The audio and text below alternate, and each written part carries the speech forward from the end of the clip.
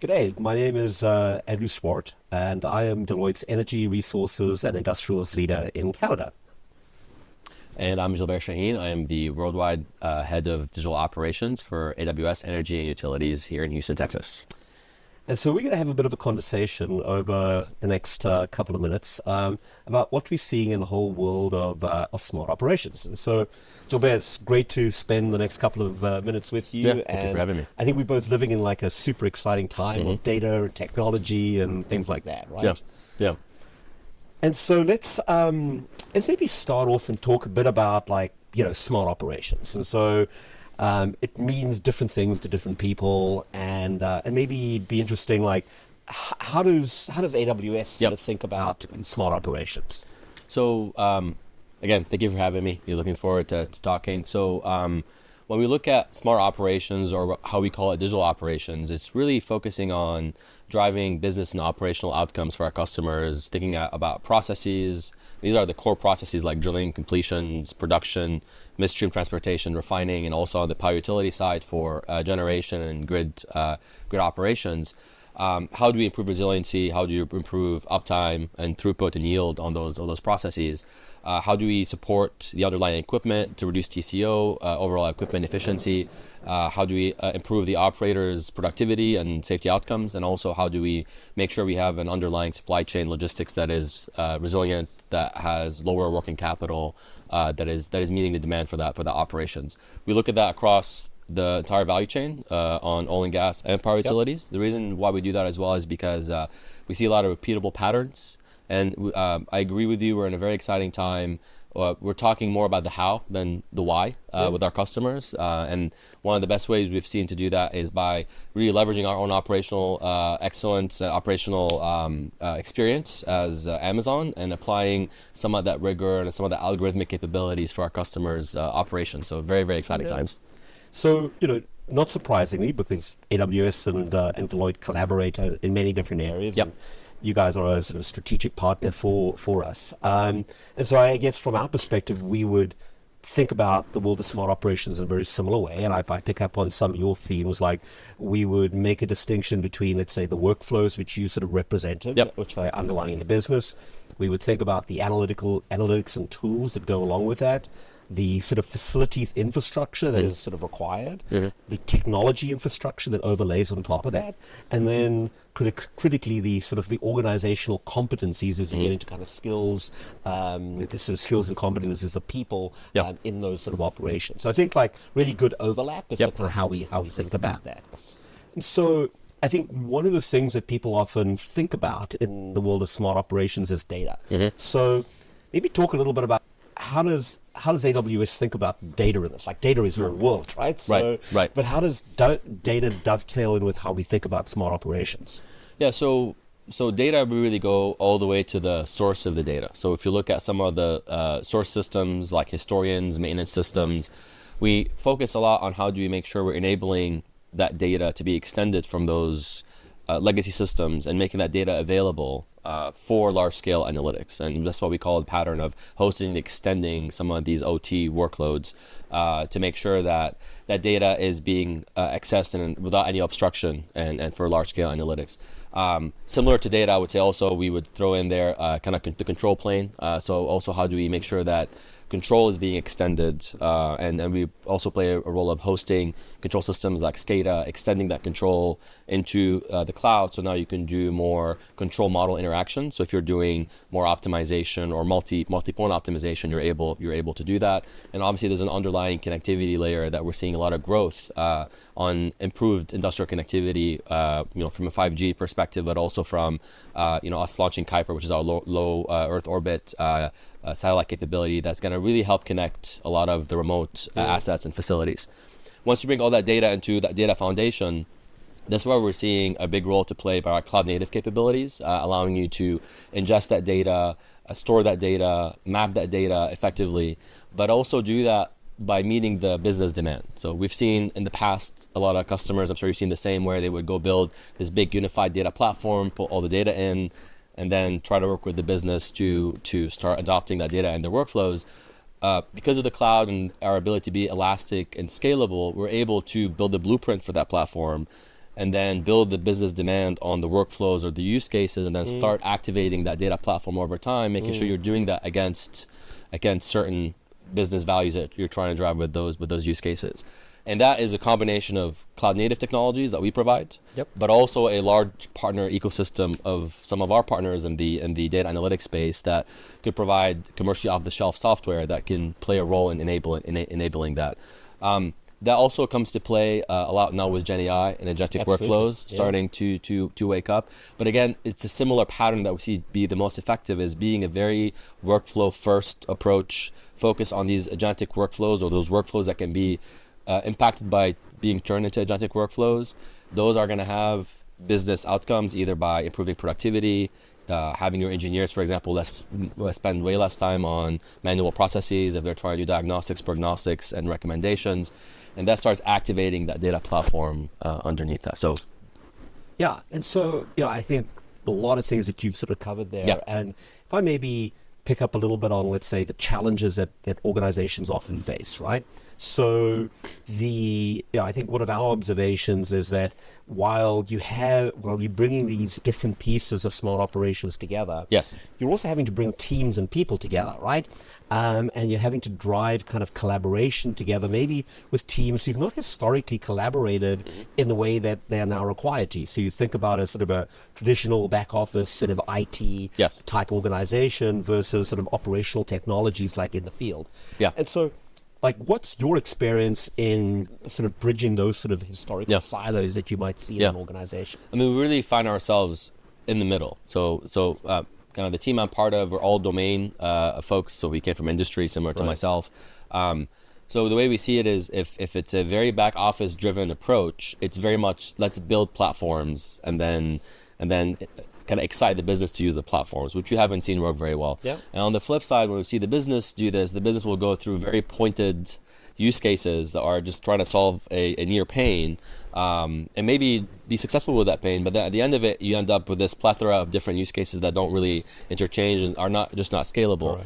So really the way this works the best is if you have your central IT, central data organizations defining the blueprint and the phasing of the blueprint. You have the business creating the demand for that use for the platform, and then you're phasing this whole thing over time. And we find ourselves playing the role of playing the orchestration, and with a lot of also our consulting partners like yourselves, where the change management, the communication, the training, how we're executing, how value is being tracking over time is driving the success on the business, which drives more demand, and ultimately the justification and gratification of that platform that's growing over time. So we see those are kind of the key ingredients for a successful change of how you drive smart operations through even the first asset or a series of assets if you're scaling that across your business. Completely agree. And I'd like add to what you've said in terms of I think there's a level of upskilling, particularly each of those areas in the other areas that they're supposed to be integrating with, right? So there's a bit of a sort of a knowledge transfer that needs to kind of happen. But then I think what's also important is that, if the operations is ultimately going to own some of these technologies going forward, that it's not seen as ones where it's been imposed from the center. And so how do you involve those operations very early on in these technologies as they're kind of getting scaled with time? So. Okay, so let's, with that in mind, let's talk a little bit about like the technologies that are probably going to have the most significant impact. So if we sort of look at our crystal ball, we look out the next kind of, I hesitate 3 years, but things are changing so quickly, right? But like, what are you seeing from your perspective on the technologies that are likely to be game changers? And I particularly want you to pick up on these low orbit satellites that you mentioned, which sounds super exciting. So I mean, if you look at the patterns that we're seeing, and some of them are starting to wake up now. So definitely the awakening of the composable open architecture data platform approach. I think that's something that is becoming more and more attainable and accessible for a lot of our customers of different sizes and different capabilities. We talked a bit about agentic workflows starting to wake up, and I know this is kind of the early phases of Gen AI, but we are seeing a lot of these workflows starting to get deployed in a production setting that's helping specific personas like the production engineer, the maintenance engineer, even some of the high value clerical activities like reconciling multiple invoices to multiple contracts and hydrocarbon supply chain environments as well.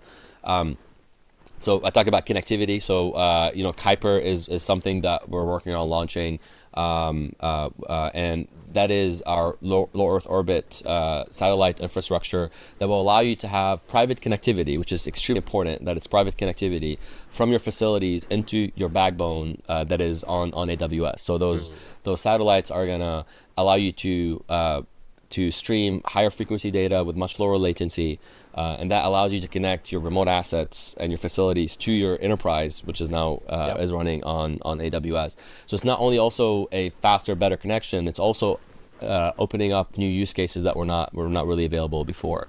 A couple other trends we're seeing as well is we're seeing also spatial data coming into play quite a bit. We have an example with one of our major operators that we're working with on developing that spatial foundation that allows them to take all the 3D scans that they're capturing through their third parties are doing either asset integrity or they're doing just scanning for inventory to understand what's around a facility, and they're building a very strong ecosystem of partners that will consume from that data foundation.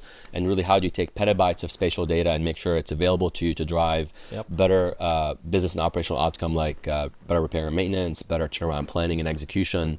So that's. But I think those are the kind of the key themes we're seeing. And the last thing I'll probably add to this is with the control plane starting to grow beyond just the facility or the asset, there's always the opportunity to now, if you're looking at your integrated asset, how do you start doing optimization across multiple control points along your asset? So if you look at upstream, I think the opportunity is still to be able to optimize, for example, your artificial lift, then optimize your chemical injection system, then optimize some of your separation and treating facilities on the surface, all the way to your gathering system and to your point of sale from a production system. The cloud playing the role of large-scale analytics and large-scale optimization will continue to drive a lot of change to how customers can run their operations. And I see that we're a living proof of how you can really drive algorithms to drive your business. That's how we run Amazon and AWS ourselves internally, which we lean on that experience quite a bit when we talk to customers.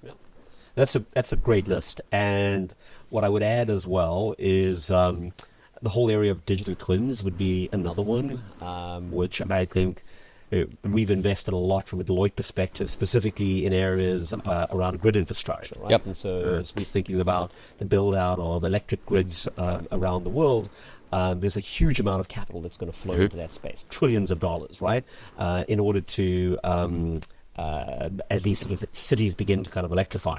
And so we've seen a huge need on the part of a lot of those utilities to be able to model that infrastructure out, right? And to be able to work through different scenarios about, like, where are you going to be putting charging stations? Where are you going to be putting local transportation sort of corridors and things like that? And so I think leveraging those sorts of things from a strategic perspective also going to be central.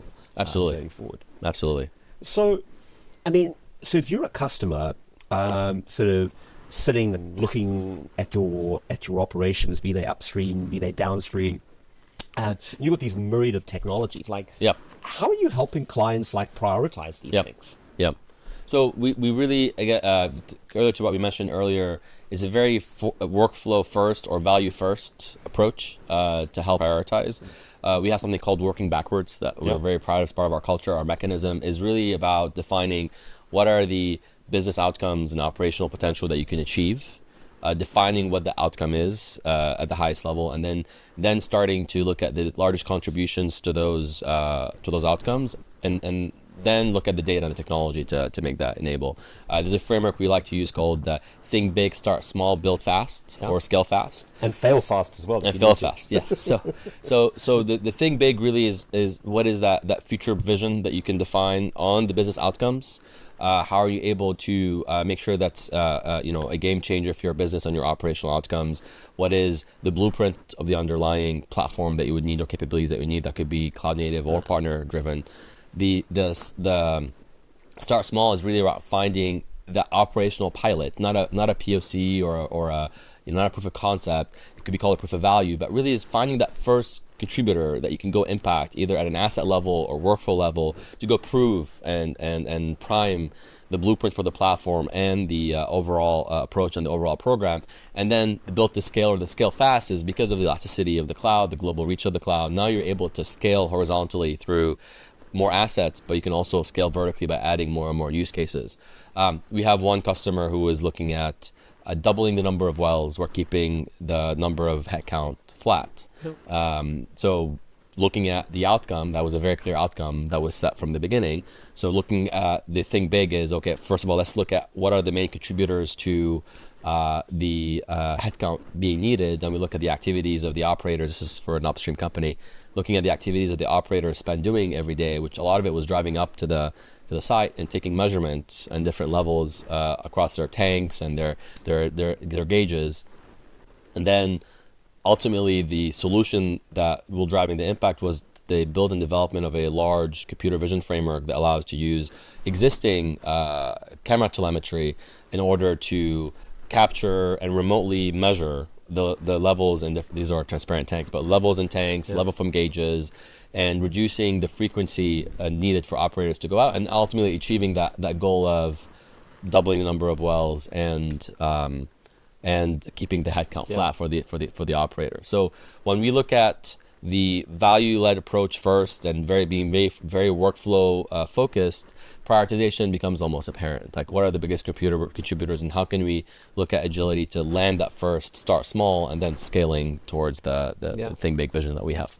Yeah, and so if I pick up at a few things, like the whole value-led approach, like in violent agreement, I think, before you and I came on air, like we were talking a little bit about how we lived through the so-called first wave of the digitization of these sort of companies 5 years ago, right? And so many companies had tons and tons of use cases, and they spent millions of dollars and had nothing to show for it at the end of it, right? Or very little to show for it. And so I do think that there has been this sort of shift from what I might call use cases to systems or functional, like value-led outcomes, right? Far greater focus on organizations, actually even putting in things like what we might call value officers, right? Where value is really the key thing. And the companies, as they're going down through their sort of investment time frame, like they are failing fast, right? They're like, gee, you know what, I actually need to cut bait and move on from some of these things. And so there is a sort of a constant reassessment with kind of value at the center. And then I would also say that as you think about value, it's like how you measure value, because value can be both driven by financial metrics, right? And your sort of traditional returns, bottom line impact, etc. But another sort of interesting set of use cases is on areas like risk mitigation.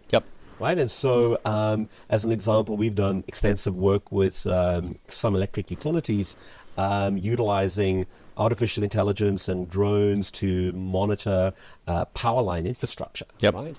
And what you're effectively doing is you're sort of mitigating the risk of fires, of trees, falling down and breaking some of that. So how do you there's a version of that where it's hard to maybe quantify the value, but it's the downside risk of not having these kind of clear breaks, of having power line infrastructure which is faulty, which could be impacted by wildfires and all the rest. And so sort of value has multiple sort of dimensions to this, and I think that's some of the shift that organizations are now going through. All right, so let's maybe shift gears a little bit, and we're gonna talk a little bit about sort of people, right? So what I sort of hear repeatedly from different customers and clients is, do they have the right skills in the organization? Are they upskilling their current sort of workforce in order to deal with sort of smart operations sort of going forward? Are they hiring the right kinds of talent within the organization? And so there are a bunch of like different dimensions associated with that. So what are your thoughts on this whole talent question in the context of small operations? So if you look at the energy industry, I mean, I think we are facing a bit of a challenge because we do have a an aging workforce that's kind of getting close to retirement, and then you have a younger workforce, and there's this big gap of also knowledge transfer between those two chasms. So I do think part of it is smart operations or digital operations is driving more digitization of some of these workflows, so you can start doing that knowledge capture as early as possible. So one of the byproducts of agentic workflows is now you're digitizing the workflow, so you're able to track kind of how much time are you spending, or how well is the workflow really going, versus if this was happening on someone's desktop or in their own sheet, it's not it's harder to track. So I think that's a big element that we're seeing, kind of that data, kind of user data is starting to become more and more important to drive that. But from a change management or upskilling perspective, I do think it always goes back to culture. And one of the things we're very proud of is our Amazonian culture and the mechanisms that comes with it. For example, I mentioned earlier we do PRFAQs and how we kind of address a very, very value first, outcome first approach.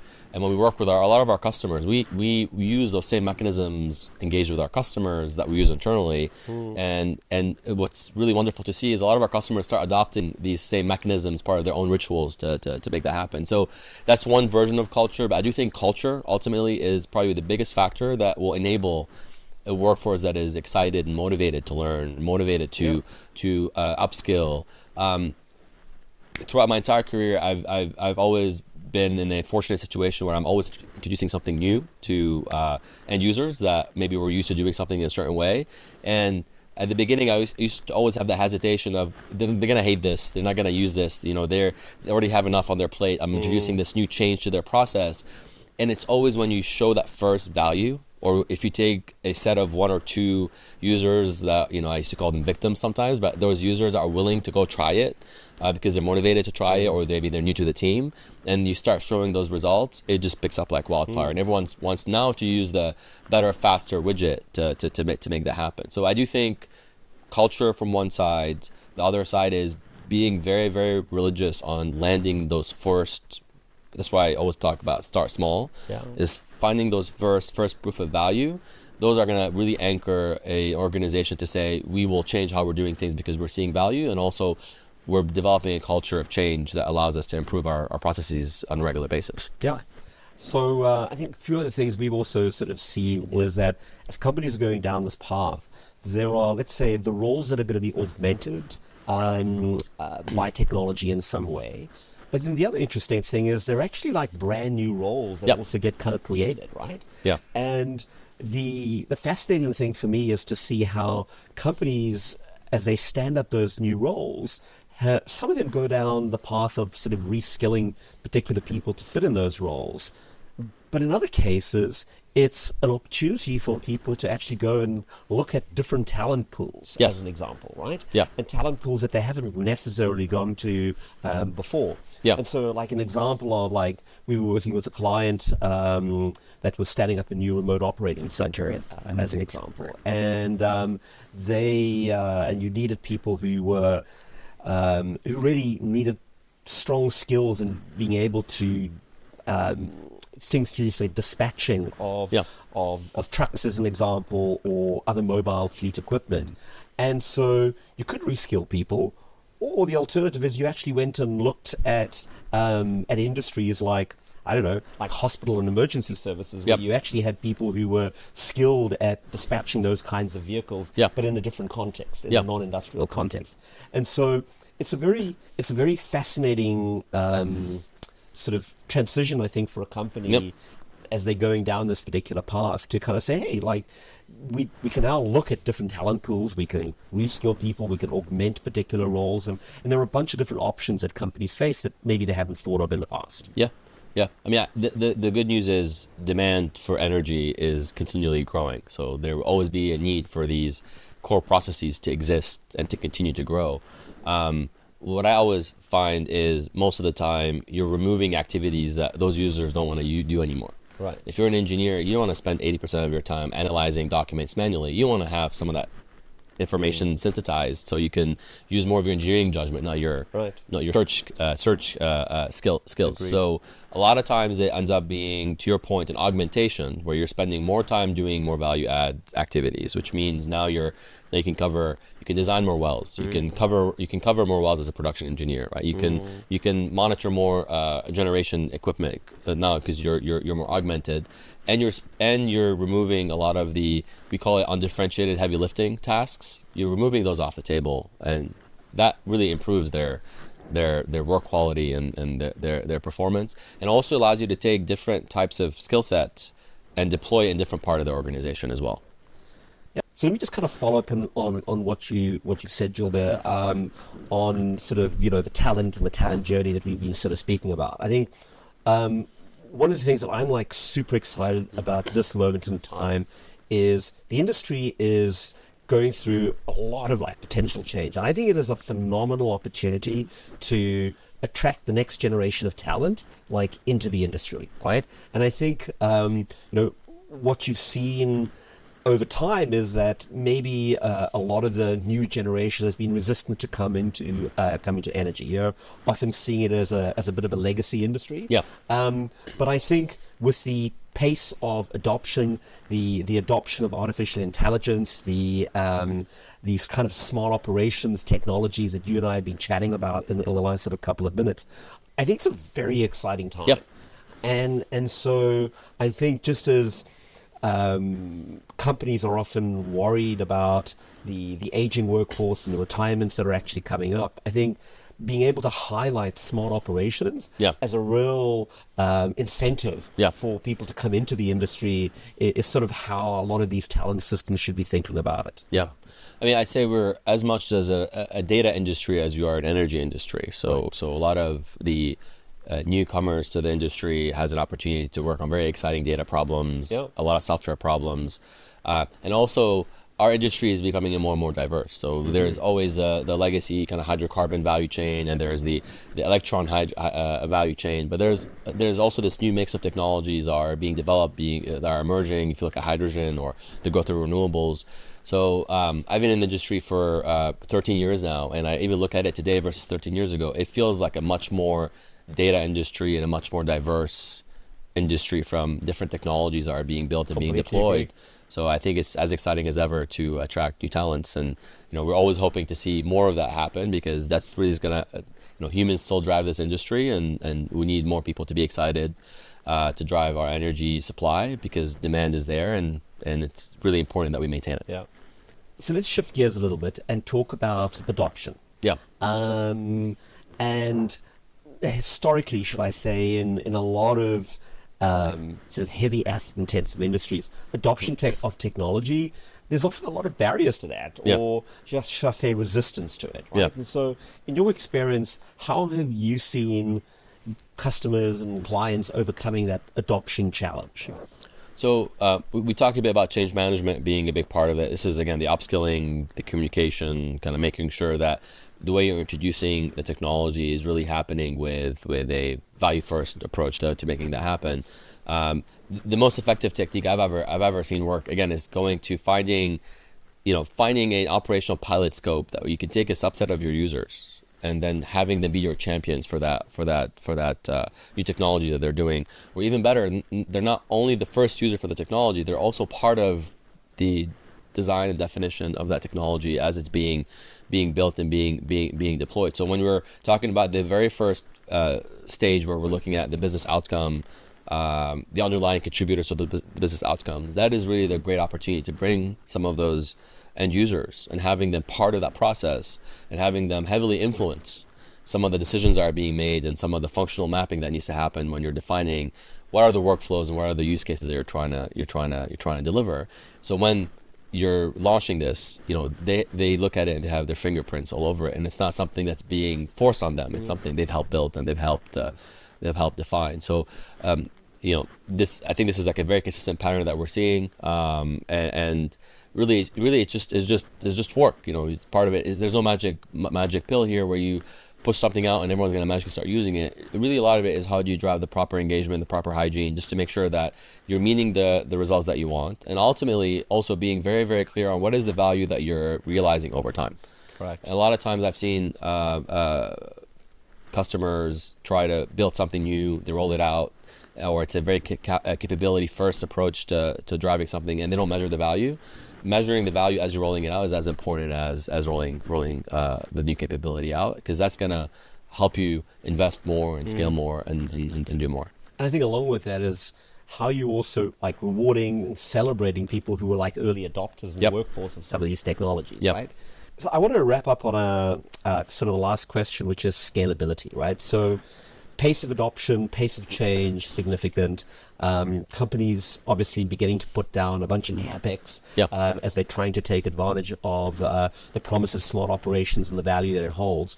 But how should companies be thinking about the pace of change over the next couple of years, and is there a risk that they end up investing in particular technologies which are going to be redundant in a few years' time? And so how do you effectively build, let's say, a flexible technology platform which allows you to integrate these particular component pieces over time?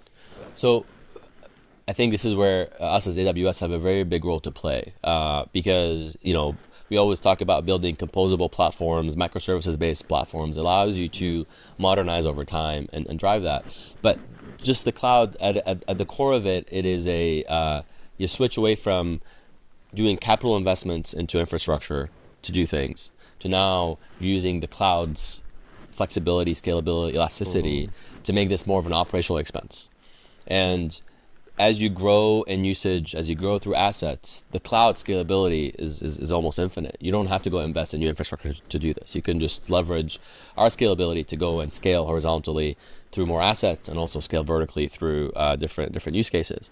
Over time, as your technology comes up, as the cost goes down, and our unit cost has been reduced multiple times since the creation of AWS, your ability to adopt new technology it's almost instantaneous, right? You're not ripping things out and putting new things in, and I think that's really the beauty of the cloud. So when we talk to a lot of our customers doing this for their brownfield assets that have been running for decades, adding this on top of it is not a major capital expenditure. Same thing if they're trying to build new assets, and it's even more interesting when they're building new businesses altogether, and these businesses are being born on the clouds. And they can see the agility of how quickly they can build, deploy new capabilities, and how they can be future-proof and in the long run, in order to always, what we say, use the best IP to solve the problem that you have in front of you, both from a cloud-native perspective and also from our large partner ecosystem of partners that provide their own solutions as well for these problems. Right. So actually, I'm going to slip in one more question, which is around cyber, right? So often you hear concerns from clients and customers, which are like, man, I do this IT OT integration. I'm now opening myself up to a whole bunch of vulnerability.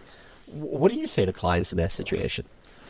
So from an AWS perspective, we are being used by governments, we are being used by banks, we are being used by trading desks on a regular basis. So we run a lot of critical infrastructure workloads for very, very critical government and non-government entities. So we look at security, we call it job zero. So everything we do has a very strong security mindset from the beginning. We never ignore that.